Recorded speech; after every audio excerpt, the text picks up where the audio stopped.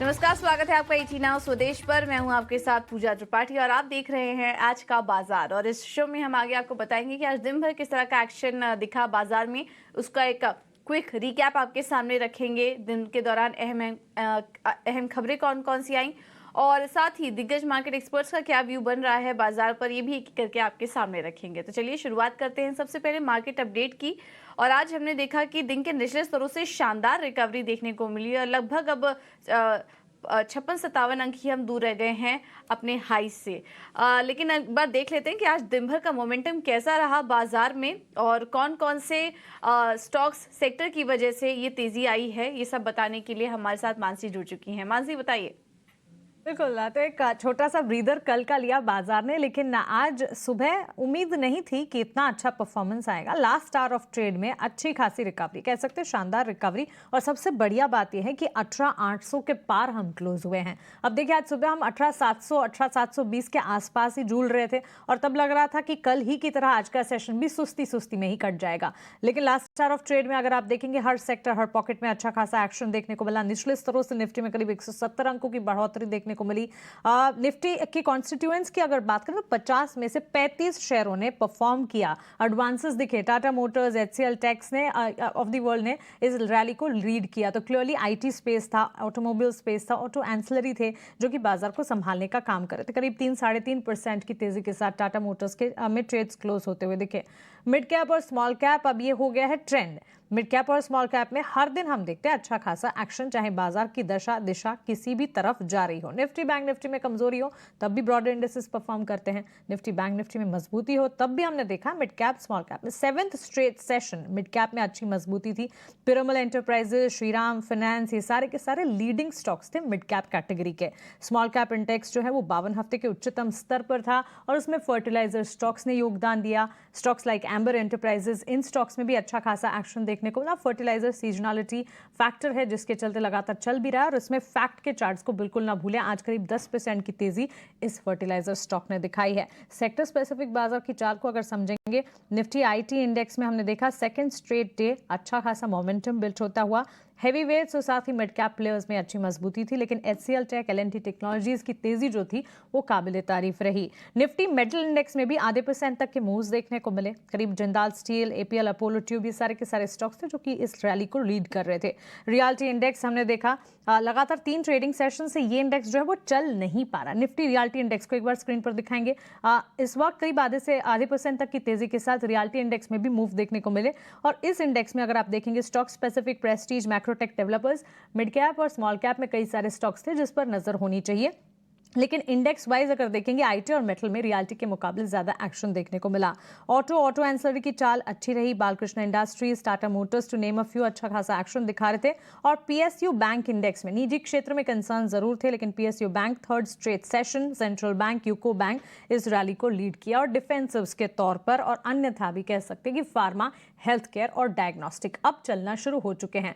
बाजार की दिशा के विपरीत भी चलते हैं और बाजार में कमजोरी है तब तो डिफेंसिव्स के तौर पर चलते ही हैं। हेल्थ केयर स्टॉक्स में भी अच्छी मजबूती देखने को मिली। मैक्स हेल्थ केयर, फाइजर, सन फार्मा, ये सारे के सारे स्टॉक, डॉक्टर लाल पैथ लैब, लेबोरेटरी काउंटर्स, इन तमाम स्टॉक्स में अच्छा खासा एक्शन। फाइनल क्लोजिंग जब हमने देखी, 18,800 के पार निफ्टी ने क्लोज किया। 63,327 के लेवल्स पर अच्छी मजबूती, करीब निचले स्तरों से 300 अंकों की रिकवरी के साथ सेंसेक्स में क्लोजिंग रही और बैंक निफ्टी ने भी अपने आप को अच्छे तरीके से संभाला। तो एक स्टेबल शुरुआत रही, लेकिन उसके बाद शानदार रिकवरी के बल पर बाजार ने काफी अच्छा एक्शन दिखाया। बिल्कुल, बहुत बहुत शुक्रिया मानसी आपका ये सारी जानकारी देने के लिए, पूरा अपडेट के लिए। तो ये कुछ ऐसे स्टॉक्स थे जिनमें कि आखिरी कुछ घंटों के ट्रेड में शानदार एक्शन देखने को मिला और बाजार की तेजी को सपोर्ट किया। अब देखना होगा कि कल बाजार खुलते से ही क्या वापस से हम रिकॉर्ड लेवल टेस्ट करेंगे या नहीं, तो उस पर नजर रहेगी। और किस तरह के ग्लोबल क्यूज आते हैं मार्केट को सपोर्ट करने के लिए, इस पर भी हमारी नजर रहेगी कल के लिए। लेकिन चलिए आज वापस से बात करते हैं उन स्टॉक्स की जहां पर कि आज एक्शन था और उसमें एचडीएफसी एएमसी में आज शानदार तेजी देखने को मिली कुछ ब्लॉक डील्स के जरिए, जो कि हमने आपको पहले ही बता दिया था और उस खबर पर मुहर भी लग चुकी है। पूरी डिटेल्स के साथ शरद जुड़ चुके हैं। शरद, बताइए। जी बिल्कुल, एचडीएफसी एएमसी जो है फोकस में रहेगा और यहाँ पे जो है शानदार तेज़ी स्टॉक में देखने मिल रही है। आज दिन में जो है ब्लॉक ट्रेड भी हो चुका है, जहाँ पे ऑलमोस्ट 10.2% स्टेक की जो है मूवमेंट देखने मिली है। और यहाँ पे हमारे सोर्सेज कह रहे हैं कि एबरडीन जो है, जो अपनी आखिरी ट्रांच है एचडीएफसी एएमसी में, उनको बेचे हैं। जो डील साइज़ था हालांकि कल के प्राइसेस से 5% के जो है डिस्काउंट लेवल में था। और आगे जाते हुए स्टॉक में जो ये जो स्टेक सेल था, ये एक ओवरहैंग था, तो इसके कारण ये ओवरहैंग अब कंप्लीट हो गया है। और हाल ही में एबरडीन इन्वेस्टमेंट ने कंप्लीट एग्जिट जो एचडीएफसी लाइफ इंश्योरेंस में भी लिया, जहाँ पे उनको ऑलमोस्ट 15 गुना रिटर्न मिला था जब से वो जेवी में इन्वेस्ट किए थे साल 2000 में। अब स्टॉक स्पेसिफिक बात करें तो वैल्यूएशंस देखें तो अभी पी में लगभग 27 गुना चल रहा है 12 मंथ्स फॉरवर्ड का। और अगर उसको 5 ईयर एवरेज देखें तो अभी भी उससे कम आ रहा है, 32 टाइम्स पे आ रहा है।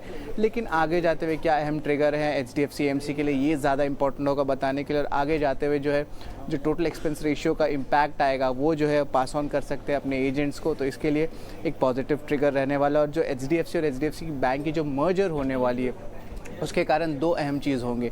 एक सबसे पहला होगा कि एक बड़ा लार्ज कस्टमर बेस मिलेगा, और दूसरा चीज़ होगा कि जो उनके काउंटर शेयर है एचडीएफसी बैंक से, जहाँ पे क्रॉस सेलिंग होती है प्रोडक्ट्स की, जैसे म्यूचुअल फंड का प्रोडक्ट रहता है जो बैंक में भी बिकता है उनके अलग अलग आर्म से, वो वहाँ पे भी जो है इंक्रीज़ होने वाली है। और आखिर में जो है लिस्टेड पीयर्स के अगेंस्ट देखा जाए तो कंपनी के ऑपरेटिंग प्रॉफिट्स हाईएस्ट हैं। राइट तो ये है एचडीएफसी एएमसी में तेजी की वजह। और आज हमने देखा कि 200 अंकों से ज़्यादा की तेजी आज इस स्टॉक में देखने को मिली है। आज फोकस में था इंडिगो का शेयर, भी एक बड़ी डील यहाँ पर देखने को मिली और एविएशन सेक्टर की ये सबसे बड़ी डील थी। कंपनी ने एयरबस को 500 विमानों का ऑर्डर दिया है। इस पर और डिटेल्स लेते हैं सौमित से। सौमित बताइए।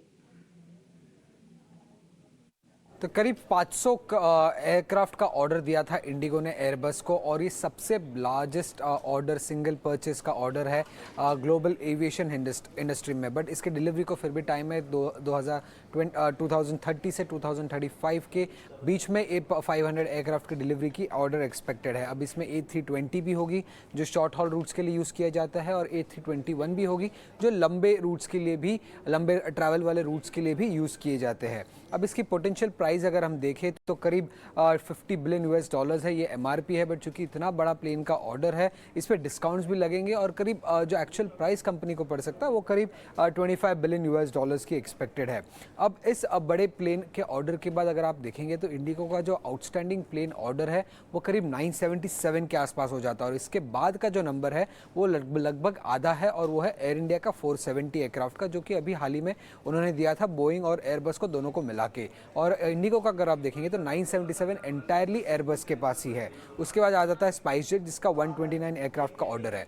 तो इतना बड़ा ऑर्डर क्यों प्लेस कर रखा है इंडिगो ने, ये जानना बहुत इंपॉर्टेंट है, क्योंकि अगर आप देखेंगे तो पिछले 20 साल में एयरक्राफ्ट डिलीवरीज जो थे वो हमेशा शॉर्ट सप्लाई में रहे हैं। तो एयरक्राफ्ट डिलीवरी में काफ़ी इश्यूज़ होते हैं, और इसी इश्यूज़ को ना झेले कंपनी आगे चल के और अपने एयरक्राफ्ट के ऑर्डर्स को सिक्योर करने के लिए उन्होंने इतना बड़ा ऑर्डर एक साथ ही एयरबस को दे दिया है। तो सारे 2030 के बाद जितनी भी उनकी एयरक्राफ्ट की रिक्वायरमेंट होगी वो अब इजीली पूरी हो सकती है, ऐसे कंपनी का एक्सपेक्टेशंस है। अब कंपनी के लॉन्ग टर्म प्लान्स अगर आप देखेंगे तो 2030 तक वो अपने फ्लीट साइज को डबल करना चाहते हैं। अभी करंटली 306 एयरक्राफ्ट है, उसको वो 2030 तक डबल कर देंगे, और उसके बाद के जो 500 एयरक्राफ्ट के ऑर्डर्स है वो लार्जली उनकी रिप्लेसमेंट डिमांड को पूरी कर सकती है आराम से आगे चल के। अब कंपनी ये एयरक्राफ्ट ऑर्डर इसलिए दे रहे हैं क्योंकि डोमेस्टिक मार्केट में वो इजीली 15% का ग्रोथ एक्सपेक्ट कर रहे हैं, और उनका इंटरनेशनल प्लान काफ़ी है ग्रो करने का। उनका मेन फोकस इंटरनेशनल की तरफ रहेगा। इंटरनेशनल कैपेसिटी मिक्स जो है वो 23 से बढ़ाकर अब 30% करना चाहते हैं अगले 2 साल में, ऐसे कंपनी के सीईओ ने कहा था। अगर आप देखेंगे तो कंपनी जो है इंडिगो 7th लार्जेस्ट एयरक्राफ्ट है डिपार्चर्स के हिसाब से, करीब 1800 डिपार्चर्स होते हैं डेली बेसिस पे। और कंपनी का अगर आप मार्केट शेयर देखेंगे तो वो काफ़ी डोमिनेंस बढ़ चुका है डोमेस्टिक मार्केट में। मई के महीने में उनका जो मार्केट शेयर था वो 60% से भी ज़्यादा था, और ये मार्केट शेयर इसलिए भी बढ़ा था क्योंकि गो फर्स्ट शटडाउन हो गया था। बट काफ़ी स्ट्रॉन्ग होल्डिंग है इंडिगो की इंडियन एविएशन इंडस्ट्री में, काफ़ी टाइम से 50% प्लस मार्केट शेयर रहा है, और मई के महीने में ये 60% से अधिक हो चुका है अब। बिल्कुल। तो इंडिगो में आज हमने देखा कि हल्की मजबूती आज देखने को मिली थी। इस खबर के चलते स्टॉक ऑलरेडी अपने लाइफ टाइम हाई के आसपास कारोबार कर रहा है, और इस बीच अच्छे ग्रोथ प्रोस्पेक्टस भी दिखाई दे रहे हैं इंडिगो के लिए। अब बात करते हैं इंश्योरेंस शेयरों की, और आज हम वहाँ पर भी देख रहे थे कि अच्छी तेज़ी देखने को मिल रही है। इसके पीछे की वजह क्या है, जानते हैं आशीषा से। आशीषा बताइए। जी हाँ, इंश्योरेंस स्टॉक्स में आज काफ़ी तेज़ी देखने को मिल रही है और मार्च के लो से कंपेयर करें तो HDFC life, SBI life, ICICI prudential life जैसे स्टॉक्स में अच्छा खासा उछाल देखने को मिला है। याद रखें फरवरी में बजट के टाइम काफ़ी टैक्सेशन चेंजेस हुए थे, जिसके चलते इन इंश्योरेंस स्टॉक्स में काफ़ी गिरावट देखने को मिली थी फरवरी और मार्च के महीने में। और अब हम कंपेयर करें तो मार्च के लो से ICICI प्रूडेंशियल में करीब 43% का अपटिक देखने को मिला है, HDFC लाइफ में 36% का और ICICI प्रूडेंशियल में करीब 21% का। इसके पीछे की वजह जान लेते हैं। सबसे पहले मैनेजमेंट गाइडेंस काफ़ी स्ट्रांग रही है। फर्स्ट क्वार्टर FY24 के नतीजों के साथ जो मैनेजमेंट गाइडेंस आती हुई नजर आई है वो काफ़ी मजबूत है। इसके अलावा इंडिविजुअल APE ग्रोथ जो हमने इस क्वार्टर में देखा वो भी काफ़ी स्ट्रांग था। रिटेल प्रोटेक्शन सेल्स में अपटिक देखने को मिला और हमने करेक्शन देखा पिछले कुछ महीनों में, जिसके चलते वैल्यूएशंस भी कंफर्ट जोन पे आते हुए नजर आए और उसी के चलते स्टॉक में भी अपमूव देखने को मिला। कंसेंसस एस्टिमेट्स की बात करें तो एनालिस्ट अभी भी 18% का अपसाइड देखते हैं SBI लाइफ में, 3% का ICICI लाइफ में और 1.5% करीब HDFC लाइफ में भी। तो हाँ, इंश्योरेंस स्टॉक्स में अच्छी खासी रैली देखने को मिली है, लेकिन एनालिस्ट का मानना है कि इस लेवल से भी उछाल देखने को मिल सकता है। बिल्कुल, बहुत बहुत शुक्रिया आशीष आपका ये सारी जानकारी देने के लिए। अब बात करते हैं सुब्रोस की और यहाँ पर काफ़ी शानदार तेज़ी देखने को मिल रही थी। सुब्रोस का शेयर आज हम देख रहे थे कि फुल स्पीड में कारोबार कर रहा था अपनी अपर सर्किट पर। इसकी वजह क्या थी जानते हैं सृष्टि से। सृष्टि बताइए। जी हाँ, बिल्कुल। रोड ट्रांसपोर्ट मंत्री नितिन गडकरी ने अनाउंस किया है कि जो अब ट्रक्स होंगी उनमें AC लगेगा और कई सालों से उनकी कोशिश थी कि ट्रक्स में AC लगे, क्योंकि जो ड्राइवर्स हैं बड़े लंबे समय के लिए वो गाड़ियां चलाते हैं और साथ ही वो कंफर्ट लेवल नहीं आता, भीषण गर्मी रहती है और इसके बावजूद वो पूरी सर्विस अपनी देते हैं, वो भी ऐसी इंडस्ट्री में जहाँ पे इंडियन ड्राइवर्स की काफ़ी कमी है। इसी पर उन्होंने अब एक नोटिफिकेशन भी जारी किया है और अब ये रूल बनाया है कि अब जो है वो AC जो केबिन्स है, जो ट्रक्स के केबिन्स हैं उनमें AC लगेगा। उन्होंने अनाउंसमेंट कर दी है, 1 से 2 दिन में इसका नोटिफिकेशन भी आ जाएगा और अब उनका ये कहना है कि आने वाले साल में यानी 2025 की शुरुआत से ही अब जितनी कंपनीज हैं उनको ट्रक्स में AC लगाना पड़ेगा। और ये सबसे इम्पॉर्टेंट और काफ़ी बेनिफिशियरी न्यूज़ है सुब्रोस लिमिटेड के लिए, क्योंकि भारत में एक लीडिंग प्लेयर है, सबसे बड़ा प्लेयर माना जाता है जहाँ पे AC फिटिंग की बात आती है। दोनों ही सेगमेंट्स में, पैसेंजर व्हीकल और कमर्शियल व्हीकल सेगमेंट में कंपनी का प्रेजेंस है। पर कमर्शियल व्हीकल सेगमेंट की बात करें तो आप जितनी बड़ी कंपनीज ले लीजिए, Mahindra and Mahindra, Tata Motors, Ashok Leyland, Eicher Motors VECV, यहाँ तक कि SML, इसूजू और फोर्स मोटर्स तक भी इनके क्लाइंट्स हैं। तो सभी बड़े नाम इनके क्लाइंटेल में शामिल हैं और 45% मार्केट शेयर रखते हैं वो इंडियन मार्केट्स में जब AC फिटिंग की बात होती है। अभी अगर हम इंडस्ट्री को देखें तो कुछ कंपनीज ने AC फिटिंग चालू कर दी थी, बट एक ये रूल नहीं था, मैंडेटरी नहीं था, पर अब उसको मैंडेटरी बना दिया है और आने वाले टाइम में जो कि 18 महीने दिए गए हैं सभी कंपनीज को इस रूल से कंप्लाई करने के लिए, क्योंकि अभी तक थोड़ी रेजिस्टेंस इसलिए थी क्योंकि कॉस्ट बढ़ जाता है, साथ ही माइलेज कम हो जाती है, इसके लिए कंपनीज नहीं लगाती थी AC। पर अब इस रूल के बाद कंपनीज को AC लगाना होगा और सुब्रोस के लिए ये बेहद पॉजिटिव खबर है। बिल्कुल, तो ये थी वजह जिसके कारण हमने देखा कि सुब्रोस में आज शानदार तेज़ी देखने को मिल रही थी। लेकिन चलिए अब आगे बढ़ते हैं और सुन लेते हैं कि ट्रांसपोर्ट मंत्री नितिन गडकरी का वो बयान जिसमें उन्होंने कहा कि सभी ट्रकों में AC केबिन लगाने के जल्द दिशा निर्देश दिए जाएंगे। हमारे देश में ड्राइवर की कमी है। एक ड्राइवर कोई 14 घंटे, कोई 16 घंटे ट्रक चलाता है। अगर हम बाहर के देशों में जाएंगे तो उसका टाइम बस और ट्रक चलाने वालों का टाइम रिस्ट्रिक्ट किया गया है। हमारे ड्राइवर की जो केबिन्स रहती थी वो जब मैं मंत्री बना तो मुझे लगा कि इतने 43, 44, 47 में डिग्री टेम्परेचर होता है तो ड्राइवर की हालत बहुत खराब होती है। तो मैं एयर कंडीशन केबिन के बारे में बहुत आग्रही था, पर इससे कॉस्ट बढ़ेगी ऐसा कहकर कुछ लोगों ने काफी विरोध किया। पर भी आज मैं यहाँ आने के पहले मैंने वो फाइल पर साइन कर दी है कि इसके बाद ट्रक की जो ड्राइवर की केबिन होगी वो AC होगी, क्योंकि आखिर काम करते समय हमें उस व्यक्ति के मनस्थिति का, उसकी स्थिति का विचार करना चाहिए। मशीन भी अगर काम करती है तो उसको ग्रीस देना पड़ता है, फ्यूल डालना पड़ता है। आखिर हम इंसान हैं और इसलिए स्वाभाविक रूप से हमें ये जो centre for driver relationship management है, इसमें रिलेशनशिप शब्द है और रिलेशनशिप ये बहुत इंपॉर्टेंट शब्द है। गुड रिलेशनशिप, अच्छे संबंध, human relationship is the biggest strength of politics, business, social work and industry and business. और हमारे सीनियर एडिटर अजय शर्मा ने केडिया सिक्योरिटीज के विजय केडिया से खास बातचीत किया, ये आपको सुनवा देते हैं।